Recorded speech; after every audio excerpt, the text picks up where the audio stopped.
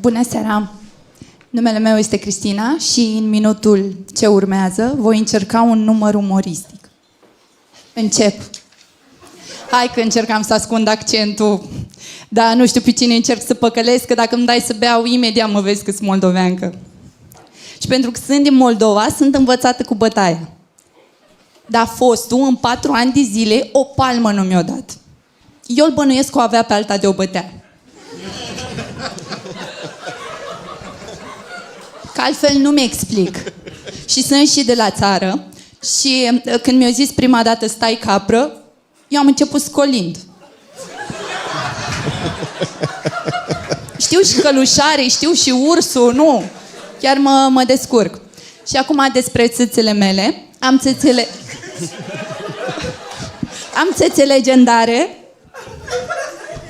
Nu știi sigur dacă există. Și se dau din gură în gură.